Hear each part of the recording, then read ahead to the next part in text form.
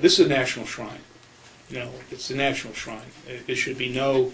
This is the symbol, Gettysburg, for better or worse, the symbol of the preservation of the Union, the symbol of we hold these truths to be self-evident. I mean, it is sacred ground, and we ought not to be charging citizens of the United States to visit that.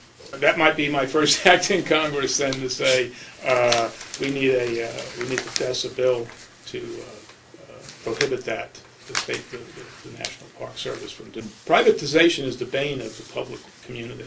I mean, it's just as soon as you start privatizing public places, they're no longer public. And privatization, by definition, means denial. As soon as you make something private, you're making it something that another person can't participate in. So when it comes to sacred public spaces like the Gettysburg Battlefield Monument and Visitor Center, the last thing we need to do is to make it so private that people are going to say, well, why should I go there if I have a family of 4 or 5, even though children are reduced, it's still going to cost me, before I even eat a sandwich, as you say, $40, $50. That's almost anti-American in my mind. So I would really try and do something about that.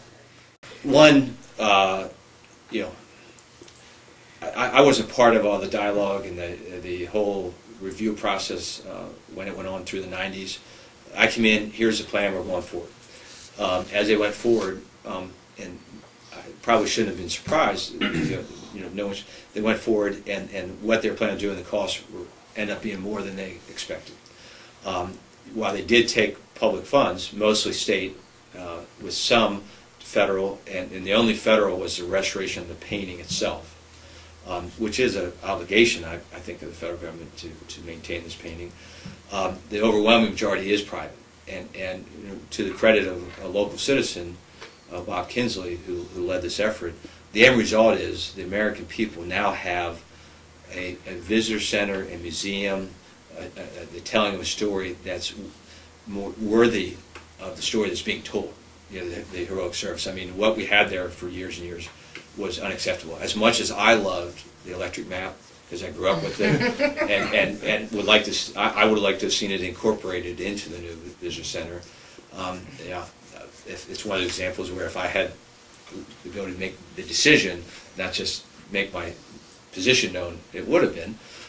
But the reality is that the old visitor center was nowhere near what it needed to be to handle the volume, let alone tell the story, display the artifacts.